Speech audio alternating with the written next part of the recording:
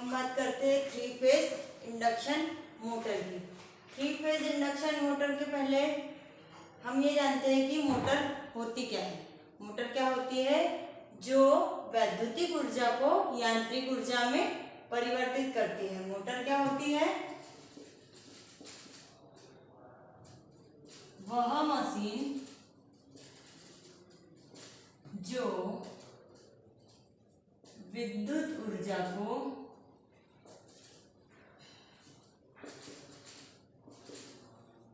यांत्रिक ऊर्जा में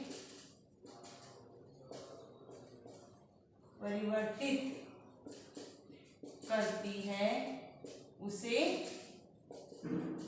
मोटर कहते हैं।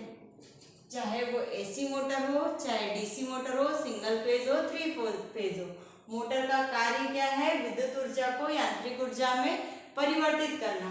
हम कौन सी मोटर पढ़ रहे हैं अभी? Three phase induction motor. तो इसके नाम से हमें पता चलता है यहाँ पर थ्री फेज मीन्स इसको कौन सी सप्लाई दी गई है? Three phase supply. इंडक्शन से हमें पता चलता है कि यह मोटर किस सिद्धांत पर कार्य कर रही है? इंडक्शन, प्रेरण के सिद्धांत पर कार्य करती है। तो इस तरह से इस यूनिट का नाम क्या हो जाता है? Three phase induction motor. Three phase का मतलब इस मोटर को कौन सी सप्लाई दी गई है? Three phase supply. और ये किस सिद्धांत पर कार्य करती है? प्रेरण के सिद्धांत पर, फैराडे के विद्युत चुंबकीय प्रेरण के सिद्धांत पर यह कार्य करती है। अब थ्री फेज इंडक्शन मोटर में हम बात करते हैं, हमने इसको कौन सी सप्लाई दी? Three phase supply. और मोटर में दो भाग होते हैं, एक स्टेटर होता है और एक रोटर होता है।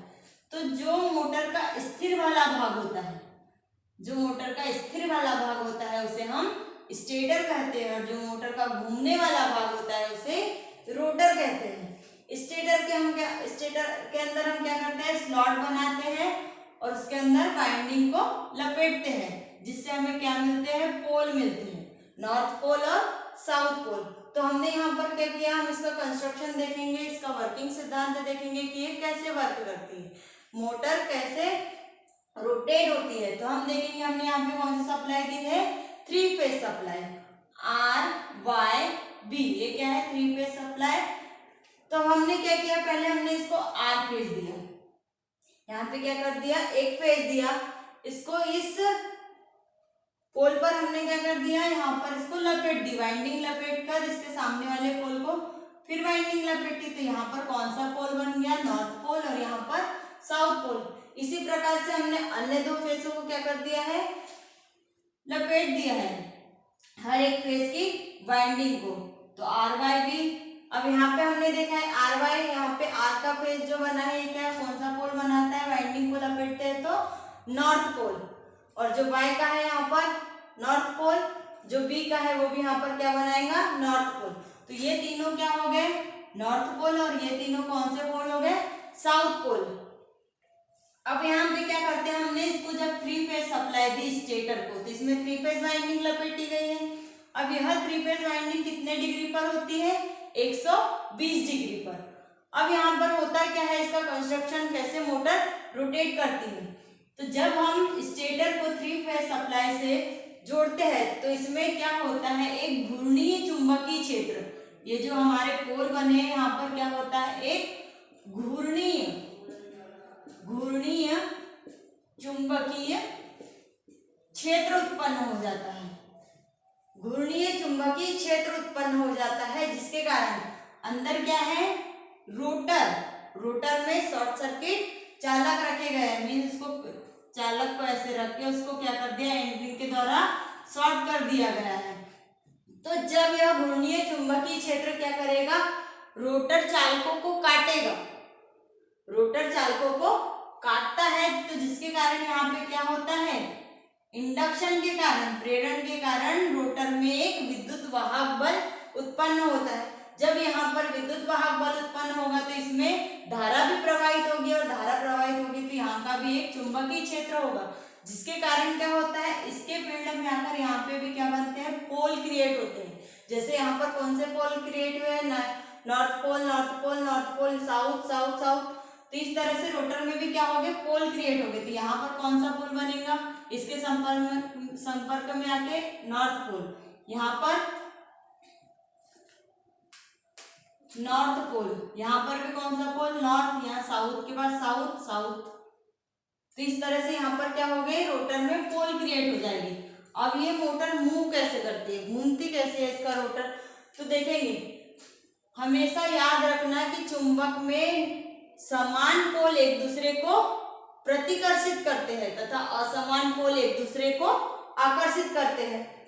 तो यहाँ पर क्या होगा, ये जब पोल क्रिएट हो गई ये, तो ये नॉर्थ पोल किसको आकर्षित करेगा, साउथ पोल को, ये नॉर्थ पोल, ये साउथ पोल किसको आकर्षित करेगा, नॉर्थ पोल को। तो यहाँ से जब ये कंडीशन चालू होती है तो ये एक दूसरे को क्या करते हैं, पकड़ने की कोशिश करते हैं। जब ये इसको डिफ्लेक्ट करते हैं, इसको आकर्षित करेगा, तो ये क्या होगा, इधर आगे की ओर मूव होगा, लेकिन ये इसको पकड़ नहीं पाता है, क्योंकि ये इसकी जो गति होती है, घूर्णीय चुंबकीय क्षेत्र की गति होती है तुल्यकालिक गति, और रोटर क्या करता है, उसके पीछे इस चुंबकीय क्षेत्र के हल्के से पीछे घूमता है, तो यह इसको पकड़ नहीं पाता है और इसी तरह से कंटिन्यू घूमते रहता है।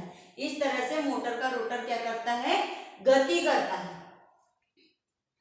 अब यहाँ पे हमने देखा है कि रोटर इस चुंबकीय क्षेत्र की गति को पकड़ता है क्या, नहीं पकड़ता है। इसीलिए 3 फेज इंडक्शन मोटर को अतुल्यकालिक मोटर भी कहते हैं, मींस की असिंक्रोनस मोटर, क्योंकि इसके रोटर की गति चुंबकीय क्षेत्र की गति से कम होती है।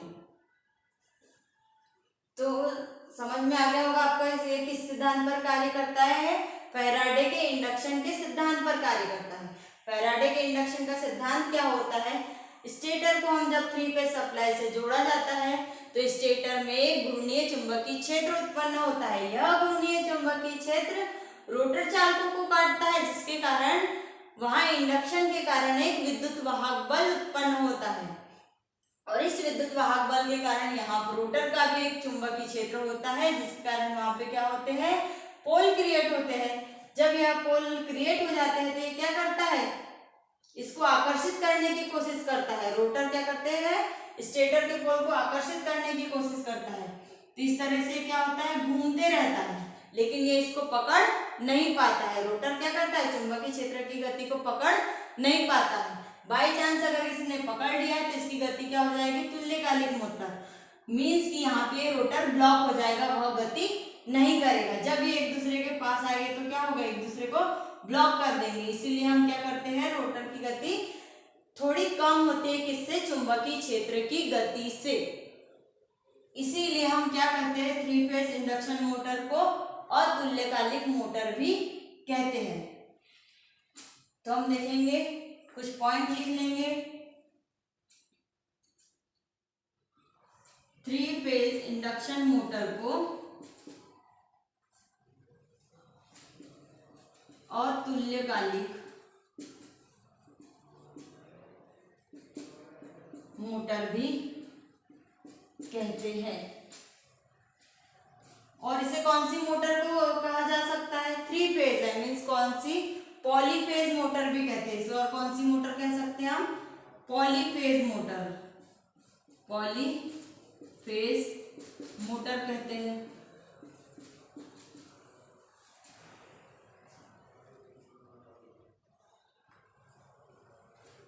कार्य सिद्धांत क्या होता है 3 फेज इंडक्शन मोटर का, 3 फेज इंडक्शन मोटर का कार्य सिद्धांत। तो इसमें क्या होता है,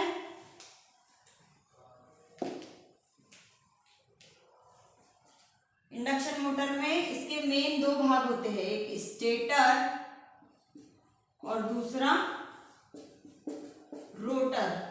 तो स्टेटर में 3 फेज सप्लाई वाइंडिंग की गई है, जिसके बीच कितने अंतर होता है, 120 डिग्री का। अब ये फैराडे के नियमानुसार इसका नियम क्या होता है, फैराडे के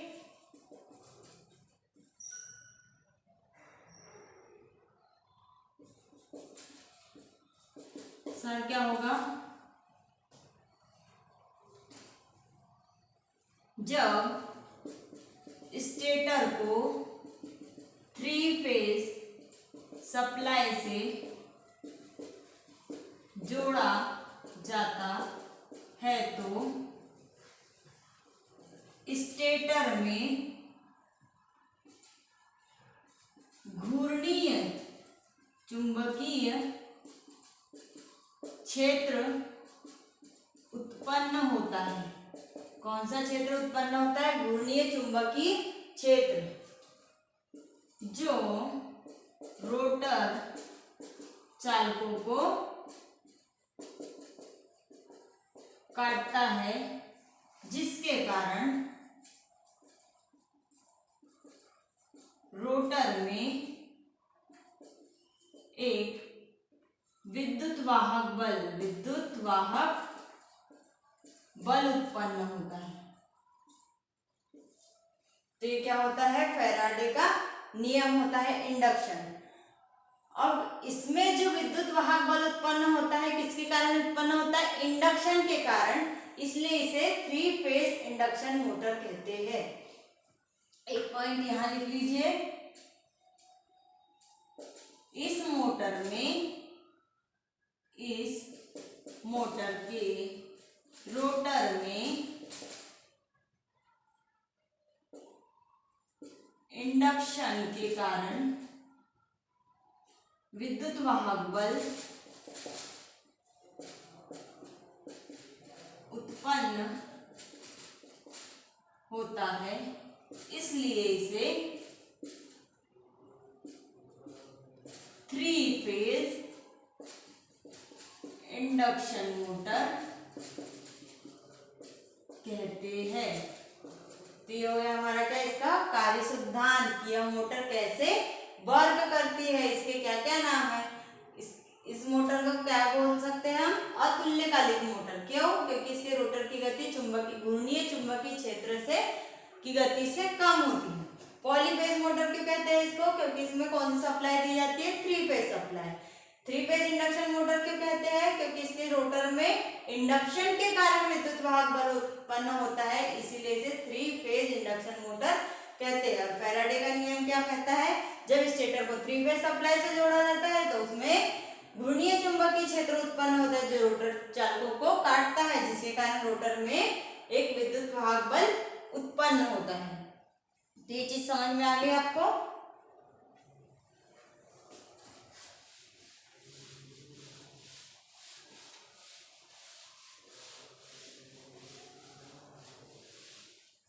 अब हम एक पॉइंट और नोट करेंगे।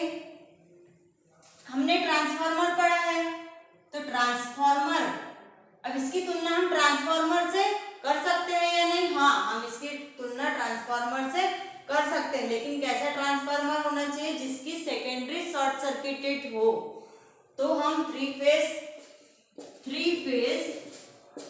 इंडक्शन मोटर की तुलना ऐसे ट्रांसफार्मर से करते हैं, ऐसे ट्रांसफार्मर से करते हैं जिसकी सेकेंडरी वाइंडिंग